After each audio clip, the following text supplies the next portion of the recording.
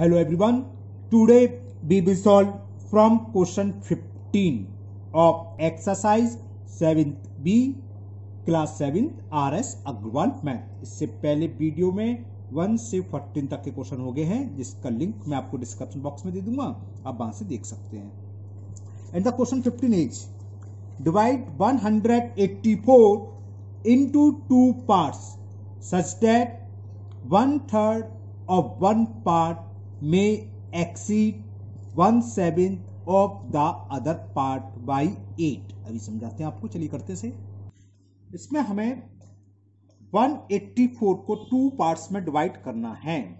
तो लेट मान लो पहले फर्स्ट पार्ट भी x, लेट वन पार्ट या फर्स्ट पार्ट कुछ भी लिख सकते हो आप, फर्स्ट पार्ट बी x।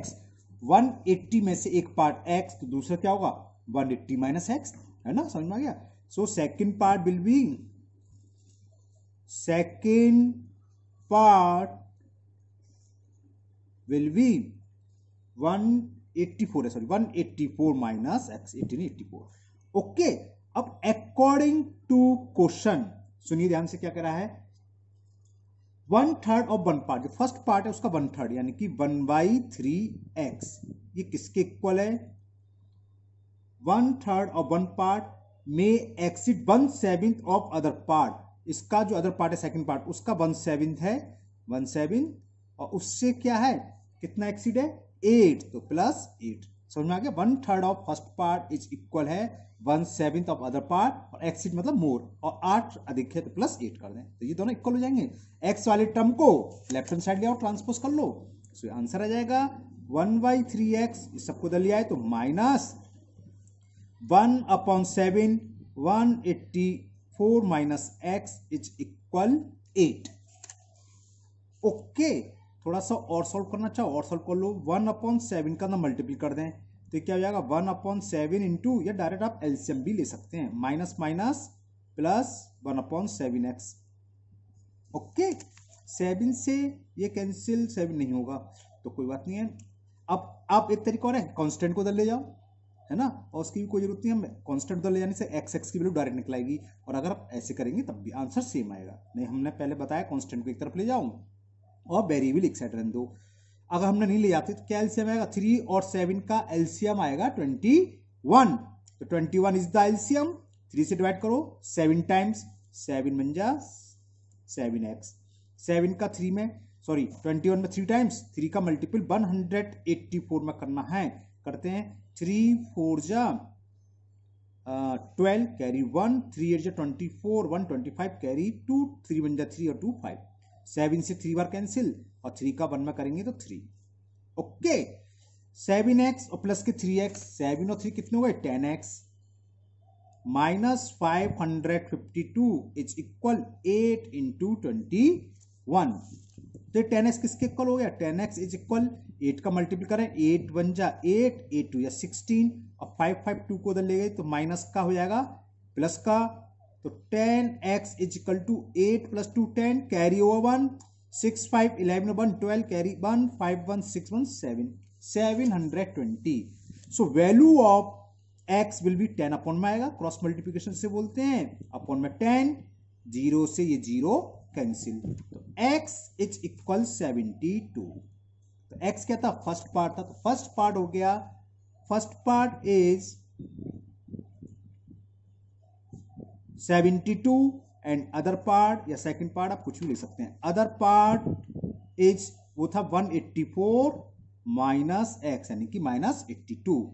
4 में से 2 सेपरेट करा 2, और 18 में से 7 गया तो 11, तो answer is 72 and 112 of question number 15। Okay, now next question number 16। Now question 16 is a sum of ₹500 is the form of denomination of ₹5 and ₹10। मतलब क्या है, हमारे पास 5 रुपीज और 10 रुपीज के नोट हैं, जिन सबका टोटल मिलाकर कितने रुपीज हमारे पास 500 रुपीज हैं। आगे पढ़े, if the total number of notes is 90, तो find the number of notes of each type. हमें बताना है 5 रुपीज के कितने नोट्स हैं और 10 रुपीज के कितने नोट्स हैं। इन दोनों में से किसी एक को हम मान लेंगे, किसी का ही मान लो नंबर ऑफ 5 रुपी नोट भी x, देन अदर बिल भी क्या होंगे, टोटल 90 है तो 90 माइनस एक्स हो जाएंगे। मतलब क्या है, देखो 5 रुपये और 10 रुपए के मान लो मेरे पास कुल 20 नोट हैं, 20 नोट है ना, और 5 रुपीज के मेरे पास 5 है, तो 20 रुपीज के कितने होंगे, जो भी बोला था बेटा 20 में से 5 सेपरेट कर दें, उतनी तो होंगे, समझ में आए ना। चलिए करते हैं इसे। तो let rupee 5 number of rupee, let number लिख लें, number of rupee 5 note, 5 rupee की नोट्स हमारे पास हैं x, हमने x मान लिए, और दो ही तरीके हैं, एक 5 रुपीज का है और दूसरा 10 रुपीज का, और टोटल नंबर ऑफ नोट दे रखे हैं हमें 90। सो नंबर ऑफ नोट यहां मैं पूरा पूरा लिख देता हूं, number of notes, note of rupee 10 कितने होंगे, टोटल नोट 90 है, उस 90 में से x तो 5 रुपीज के हैं, तो 10 रुपीज के कितने बचेंगे, 90 माइनस एक्स। ये बात क्लियर होगी ना। ओके, तो अब तो बहुत छोटा सा सवाल रह गया, अकॉर्डिंग टू क्वेश्चन 5 रुपीज के नोट प्लस 10 रुपीज के नोट, इन सबकी वैल्यू दे रखी है हमें 500 rupees.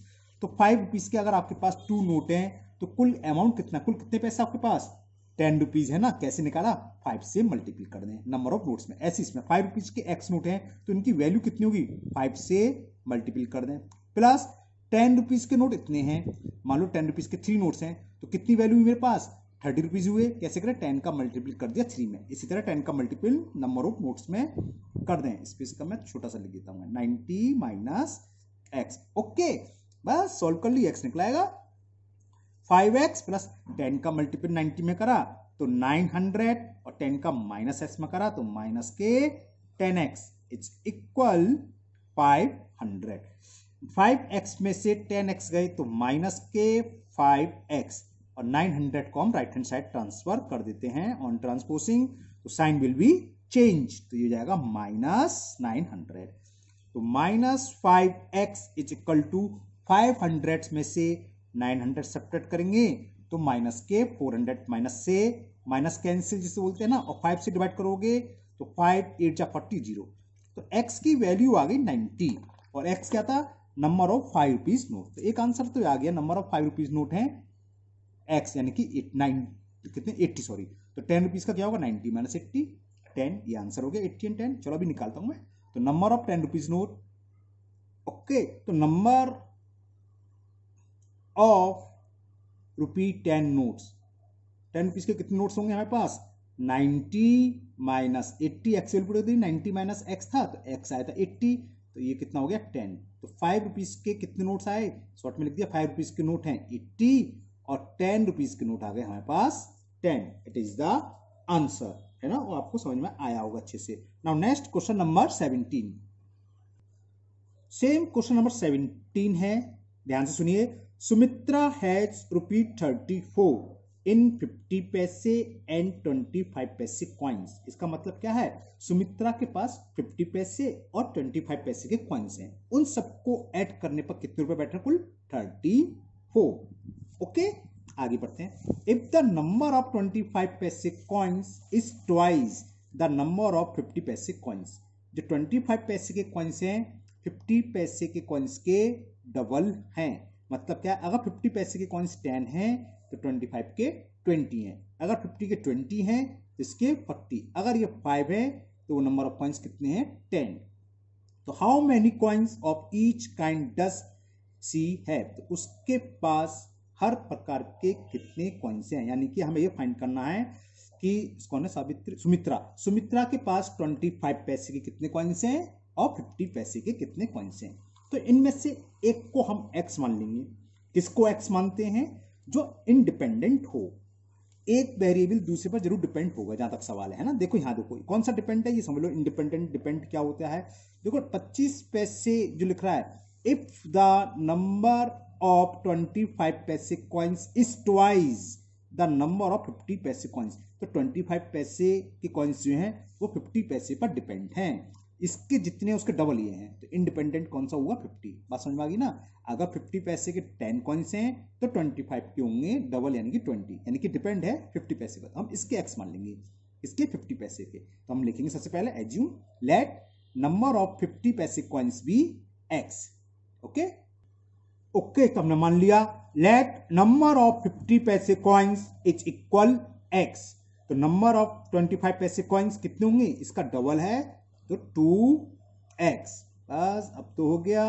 According to question, Savitri के पास कुल मिलाकर सुमित्रा के पास कुल मिलाकर कितने पैसे हैं, 34 रुपीज। अब आप बताइए, अगर आपके पास 50 पैसे के मान लो 5 कॉइन्स हैं तो कुल कितने रुपए हुए आपके पास, 5 छोड़ो चलो 6 हैं, तो कितने कॉइन्स हुए, ओहो क्या हो गया, कितने रुपए हुए, अगर 50 पैसे के आपके पास 6 कॉइन है तो 3 रुपीज हुए। निकालेंगे कैसे, 50 पैसे कितने रुपीज के बराबर होता है, कितने के बराबर होता है, 1/2। 50 में 100 से डिवाइड कर दो भाई, 1/2 रुपीज के बराबर होता है, तो उसका मल्टीपल कर दो कॉइन्स में, तो क्या हो जाएगा, अकॉर्डिंग टू क्वेश्चन 50 पैसे के x कॉइन्स हैं तो इसकी वैल्यू किसके बराबर हुई, 1/2 x रुपीज के, प्लस 25 पैसे के कितने कॉइन्स हैं, 2x। अब 25 पैसे कितने रुपए के बराबर है, 25 में आप डिवाइड करो 100 से तो कितना आ गया, 1/4, तो ये बराबर है 1/4 रुपीज के, तो 1/4 इंटू 2x। तो ये भी रुपये में कन्वर्ट हो गया, ये भी, तो ये रुपए प्लस ये रुपए मिलकर टोटल कितने दे रखे हैं, that is equal to 34 rupees. ये बात समझ में आ गई ना, हाफ का क्यों मल्टीपल करा, क्योंकि नंबर ऑफ कॉइन्स है 50 पैसे के, 50 पैसे के जितने भी कॉइन्स हैं वो तो उसमें 1/2 से मल्टीपल कर देंगे, रुपए में कन्वर्ट हो जाएंगे। इस बार 25 पैसे से जितने भी कॉइन्स हैं 1/4 से मल्टीपल कर दो, रुपए में कन्वर्ट हो जाए। 10 पैसे होता तो क्या होता, 10/100 1/10। अगर 10 पैसे के कॉइन्स होते, आगे सवाल आएंगे तो हम क्या करेंगे, 1/10 से मल्टीपल कर देंगे, है ना। तो बस इसको सॉल्व कर दो, 2 और 4 का नहीं, ये भी कैंसिल हो जाएगा, 2 1 जा 2 2 जा, तो x/2 ये तो जानते हो, सीधे सीधे x हो जाएगा, जानते हो नहीं जानते हो, नहीं जानते तो ये तो जानते हो, लाइक फ्रैक्शन है तो न्यूमरेटर प्लस हो जाएगा, x प्लस x कितना हो गया, 2x/2 इज इक्वल 34, 2 से 2 कैंसिल, तो x इज इक्वल 34, ये निकल आया। तो x क्या था, नंबर ऑफ 50 पैसे कॉइन्स, तो लिख दोगे number of 50 paise coins it's 34, यानी कि हमारे पास नहीं, जो भी है सुमित्रा के पास 50 पैसे के कितने कॉइन्स हैं, 64, और 25 पैसे के कितने कॉइन्स हैं, आप लोगों ने तो 25 पैसे देखे ही नहीं होंगे शायद। नंबर ऑफ 25 पैसे कॉइन्स कितने थे, 2x, तो 2 इंटू एक्स की वैल्यू 34, 68। आप चाहो तो चेक कर सकते हो, देखो 50 पैसे के 34 कॉइन्स कितने रुपए हुए, हाफ 70 रुपीज हो गए, और 64 25 पैसे जिसे बोलते हैं, चवन नहीं बोलते हैं लोग, है ना, 25 पैसे के हैं 68, तो ये कितने रुपए के रहा, ये भी 34 से डिवाइड करोगे, इन दोनों को ऐड कर लो, 70 रुपीज 34 रुपीज आ गया, 34 रुपीज ही हमें दे रखा था, तो आंसर हमारा करेक्ट है। Okay, now next question number 18, and question 18 कितने इंटरेस्टिंग क्वेश्चन होते हैं, बड़ प्रॉब्लम के, है ना। देखिए क्या है, Raju is 19 years younger than his cousin. अब देखो यहां किसको एक्स मानेंगे, इसकी कजिन की प्रेजेंट एज को एक्स मानेंगे, क्यों, क्योंकि राजू डिपेंड है कजिन की एज से, राजू 19 साल छोटा है अपनी कजिन से। ओके, अगर कजिन 50 साल है तो 50 में से 19 कर देंगे, अगर ये 20 ईयर्स का है तो 1 ईयर्स का हो गया, तो टोटल मिलाकर राजू डिपेंड है कजिन पर, तो इंडिपेंडेंट कौन है, कजिन। तो हम सबसे पहले काम ये करेंगे, let the present age of cousin, his cousin या Raju cousins is x year, है ना, समझ में आ गई ना। चलो आगे सवाल पढ़ते हैं। After 5 years their age will be in the ratio 2:3, तो आज के बाद 5 साल बाद उनकी जो एज है उसका रेशो 2/3 हो जाता है, तो फाइंड देयर प्रेजेंट एज। सबसे पहले तो प्रेजेंट एज मान लो उसकी कजिन की, चलिए करते हैं। तो हमने लिख लिया, let the present age of his cousin is equal to x year, so present age of Raju क्या होगी, so present age of Raju है ना, क्वेश्चन नंबर 18, राजू, हाँ राजू क्या है, इससे 19 ईयर छोटा है, अगर उसकी कजिन 30 ईयर्स की है तो वो कितने का हुआ, 11 का, मतलब 30 माइनस 19। कजिन कितने साल की है, x साल की, या कजिन है कितने साल का, x साल का है, पता नहीं कौन है ना, तो राजू का हो गया x माइनस 19। यहां तक क्लियर। अब जरा ध्यान से सुनना, मैं से डायरेक्ट लिख देता हूं अकॉर्डिंग टू क्वेश्चन, वरना आपको 2 स्टेप लिखने पड़ेंगे। आफ्टर 5 ईयर, सवाल सुनिए क्या करा है, after 5 years their age will be in the ratio 2:3। चलिए डायरेक्ट ना लिख के आराम से लिख देता हूं, जल्दी क्या है। अब देखो आज से 5 साल बाद अगर आपकी एज मान लो 15 ईयर्स है तो आज से 5 साल बाद कितनी होगी? 20 कैसा है? 15 + 5 ऐसी तो होगा। तो क्या करें, इनकी दोनों की पहले एज निकालने 5 ईयर्स बाद। तो आफ्टर 5, या डायरेक्ट लिख सकते हो, ये स्टेप बढ़ जाएंगे लेकिन आपके समझ में आना चाहिए इसलिए मैं 2 लाइन एक्स्ट्रा लिख देता हूं।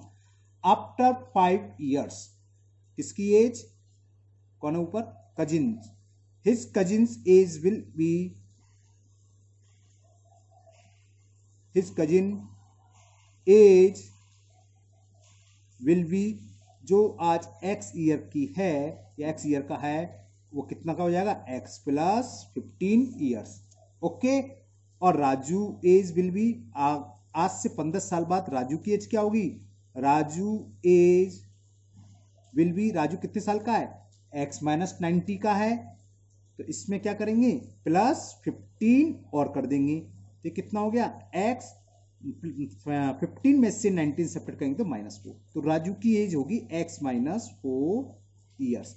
अब अकॉर्डिंग टू क्वेश्चन, अब यहां क्या दे रखा है? इनकी एज का रेशो दे रखा है। जब कभी भी रेशो दे रखा हो तो ध्यान से क्वेश्चन पढ़ना ना, पहले किसकी एज लिखिए, पहले वही आएगा, नहीं आंसर उल्टा हो जाएगा। अब यहां ध्यान से करना, इसमें क्या है? सुनो, लिसन केयरफुली। क्वेश्चन ये था कि after 5 years their age will be, यहां पहले सबसे पहले किसकी जिक्र होती है? राजू की, तो पहले राजू की एज आएगी, है ना। तो according to question Raju age कब की बात चल रही है? 5 years बाद की, तो एज लगेगी अपॉन कजिन, शॉर्ट में कजिन लिख दे रहा हूं ना, हिज कजिन्स एज। ये रेशो दे रखा है हमें 2:3, और 2:3 का मतलब 2/3। बात समझ में आ गया? पहले राजू लिखा है तो राजू, अगर पहले कजिन होता तो ऊपर कजिन की एज आती। और राजू की एज 15 ईयर्स बाद कितनी है? x - 4, तो हम यहां लिख दें x - 4 अपॉन कजिन की कितनी है? x + 15 is equal 2/3। इसके बाद तो आपको पता है हमें क्रॉस मल्टीपल करना है। 3 का मल्टीपल x - 4 में और x + 15 का मल्टीपल 2 में, जिसे बोलते हैं हम क्रॉस मल्टीप्लिकेशन। तो 3 का x में करा 3x - 3 × 4 -12, 2 का x में 2x और 2 + 15 30। ट्रांसपोर्ट कर दें, x लेफ्ट हैंड साइड में आ जाएगा तो 3x - 2x और 12 सामने, ये 30 है, राइट हैंड साइड में जाएगा तो माइनस का हो जाएगा प्लस। 3x में से 2x सब्ट्रैक्ट का तो x, और इन दोनों को ऐड करा तो 42 x निकलाया। x किसकी एज मानी थी? Let the present age of his cousin is x year, तो राजू की कजिन्स की प्रेजेंट एज मालूम पड़ गई। तो लिखो Raju cousin's present age, Raju cousin's present age 42 years. तो राजू की क्या होगी? राजू प्रेजेंट एज, सही कर लेना स्पेलिंग, PRESENT है ना, वो तो जानते हो आप। क्या होगी? 19 क्या था? x - 19, तो 42 में से 19 को सब्ट्रैक्ट करो, 20 तो 23 आ गया ना, 23 ईयर्स। ओके, तो it is the answer of question number 18। कितनी एज आई? 18 था, कौन सा था? 18 था। ओके, राजू की, तो find their present age 42 and 23। Okay, अब मैं इसका आंसर चेक करके बता देता हूं आपको, है ना। वर्ड प्रॉब्लम के हमने पहले डिस्कस करा, आंसर सारे चेक हो सकते हैं। क्या एज आई थी? कजिन की आई 42, तो राजू की कितनी होनी चाहिए थी? इसमें क्वेश्चन में क्या था? 19 ईयर्स यंगर है, तो 42 में से 19 सेपरेट करो, 12 में से 9 गया 3 और 3 में से 1 गया 23। तो राजू की प्रेजेंट एज कितनी होनी चाहिए? 23, और हमारी कितनी आई थी? 23, यानी कि यहां तक सही है। दोनों कंडीशन को सेटिस्फाई करनी चाहिए, कभी कभी होता है एक को कर जाता है एक को नहीं, तब भी आंसर गलत माना जाएगा। अब दूसरी कंडीशन क्या थी? आफ्टर 15 ईयर्स, आज से 15 साल बाद उसकी कजिन की एज कितनी है? 42, और राजू की कितनी है? 23। तो राजू की एज 15 ईयर्स बाद कितनी होगी? +15 कर दें, तो ये कितना हो गया? 38। ओके, और ये कौन है? उसकी कजिन कजिन की प्रेजेंट एज क्या होगी 15 ईयर्स बाद, 42 प्लस 15 ये कितना हो गया 57। तो इनकी एज का रेशो कह रहा था, तो ए रेस का रेशो का मतलब राजू की एज अपॉन कजिन की एज, 19 टू जा मतलब 92 या 93 जा, तो 2:3। और देखो 2:3 तो क्या था 2:3, तो हमारा ये आंसर सही है। कभी आंसर ना मिले तो आप आंसर चेक कर लीजिए, है ना। Now next question number 19, and now question number 19 is a father is 30 years older than his son. Father की एज अपने सन की एज से 30 ईयर्स अधिक है, तो फादर डिपेंड हो गया सन पर, तो इसमें हम कंडीशन में क्या मानेंगे, let the present age of his son is x, तो फादर की क्या हो जाएगी एक्स प्लस 30 इन 12 ईयर्स, 12 साल में, यानी कि आफ्टर 12 ईयर्स, एक ही बात है ऊपर की तरह हो गया। The man will be 3 times as old as his son, find their present age. तो 12 साल बाद क्या होता है, जो फादर है उसकी एज अपने सन की एज की 3 टाइम्स हो जाती है। अगर 12 साल बाद सन 15 ईयर्स का होता है तो फादर हो जाएगा 45 ईयर्स का। अगर सन कितने साल बाद था, 12 साल बाद, अगर 14 का होता है तो वो 42 का। समझ में आ गया, चलो और करते हैं, बात समझ में आएगा। ओके, तो सबसे पहले हमने देखा इंडिपेंडेंट कौन था, सन, तो हमने मान ली let the present age of his son is X year, so present age of father will be क्या रखा है 30 ईयर्स ओल्डर है, तो एक्स प्लस 30 ईयर। तो अब according to question in 15 year, तो फादर की एज प्रेजेंट एज कितनी है x plus 30, question number 19 12 years करा इन 12 ईयर्स, तो 12 साल बाद फादर की एज क्या होगी प्लस 12 हो जाएगी। अगर फादर आज प्रेजेंट एज 40 ईयर्स है तो 12 साल बाद कितना होगा 52, कैसे 40 प्लस 12, और उसका जो सन है, मान लो सन अगर 10 ईयर्स का है तो 12 साल बाद कितना होगा 10 प्लस 12, सन की प्रेजेंट एज क्या है एक्स, तो 12 ईयर्स बाद क्या होगी एक्स प्लस 12। ओके, तो अकॉर्डिंग टू क्वेश्चन ये फादर की एज है 12 ईयर्स और ये है सन की, तो जो फादर की एज है अपने सन की एज की कितने टाइम्स है 3 टाइम्स, तो इसे हम 3 से मल्टीप्लाई करना इक्वल हो जाएगा। दोबारा समझो, अगर मान लो 12 साल बाद सन है 15 साल का, तो फादर है 45 के 3 टाइम्स, तो इनको इक्वल करना है, तो 3 का मल्टीपल इसमें कर दो, 45 इक्वल टू 45 आ गया, तो 3 का मल्टीपल इसमें कर दिया, तो ये दोनों इक्वल हो गए। बस अब तो हमें सॉल्व करना है, सॉल्व कर लेते हैं। 30 प्लस 12 42 इज इक्वल, 3 का अंदर मल्टीपल करा 3x और 3 का 12 में करा 36, ये कितना हो गया 42 minus 36 is equal 3x minus x। Okay, 36 को उधर लिया है और x को उधर ले गए। 42 में से 36 सब्ट्रैक्ट करे तो 6 और 3x में से x सब्ट्रैक्ट करा तो 2x, 2 से डिवाइड करेंगे तो x इज इक्वल 3, ये बात समझ में आ गई, x इक्वल टू 3 क्या आ गया 2 से 3 6 3 बार कैंसिल, x क्या थी present age of his son, तो सन की एज निकलाई, तो लिख दीजिए present age of his son is equal 3 years, और फादर की क्या है x प्लस 30, ये रही x प्लस 30, तो x प्लस 30, x की वैल्यू 3 है, 3 प्लस 30 का मतलब 33, and present age of father is 3 plus 30 that is equal to 33 years. Okay, समझ में आ गया, ये इसका आंसर हुआ। Next question number 20। Now question number 20, listen carefully. The question is the age of Sonal and Manoj are in the ratio 7:5. So हमने यहाँ लिख लिया है ratio between the age of Sonal and Manoj is equal 7:5। इसका मतलब सोनल की present as is 2, Manoj की present as they रखी है हमें 7:5 के। ओके, अब आगे सुनिए क्वेश्चन क्या कह रहा है, 10 ईयर्स हेंस, यानी कि आफ्टर 10 ईयर्स, हेंस का मतलब आफ्टर है ना, आज से 10 साल बाद, the ratio of their age will be 9:7। 10 years बाद उनकी एज में रेशो 9:7 हो जाएगा। तो आप कैसे करें इसमें, जब कभी भी रेशो में सवाल हो, कुछ भी क्वांटिटी रेशो में दे रखी हो, जैसे सोनल की प्रेजेंट एज और मनोज की प्रेजेंट एज के बीच रेशो दे रखा है 7:5, तो हम इसका मतलब क्या है, इनकी ये जो भी कट फिट के 7:5 आएगी। हो सकता है 70 साल की हो, 50 0 से 0 कट गया, कुछ भी हो सकता है। ये 14 ये 10, ये सिंपलेस्ट फॉर्म उसकी हो गई है ना। तो क्या करते हैं, इसमें कांस्टेंट लगा देते हैं दोनों में सेम। इसे मान लेंगे 7x और इसे मान लेंगे 5x। 7a 5a 7/5 कहने का मतलब सेम कांस्टेंट मुझसे गलत निकल गया, सेम वेरिएबल लगा दोगे। ओके, तो सबसे पहले ये करेंगे, लेट द, ये प्रेजेंट एज में रेशो दे रखा है, तो let the present age of Sonal is equal, Sonal पहले तो पहले वाली 7, यहां कोई मर्जी आपकी, चाहे एक्स लिखो, चाहे वाई लिखो, चाहे ए लिखो, चाहे बी या के, कुछ भी लिखो, वही सेकंड सेम में लिखोगे।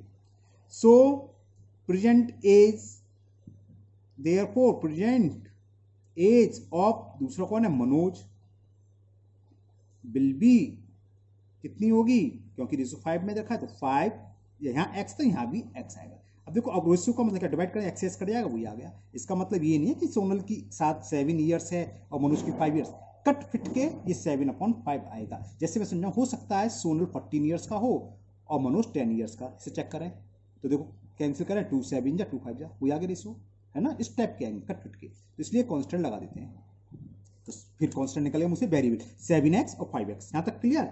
अब अकॉर्डिंग टू क्वेश्चन, कितने ईयर वाज, 10 ईयर्स हेंस, आज से 10 साल बाद, जो सोनल 7x ईयर की है वो 10 साल बाद कितने की हो जाएगी, आफ्टर 10 ईयर्स 7x + 10, सीधी सी बात है। जो आज 20 साल का है वो 10 साल बाद कितना होगा, 20 + 10 यानी कि 30, यानी कि 10 साल इसमें +10 कर दे।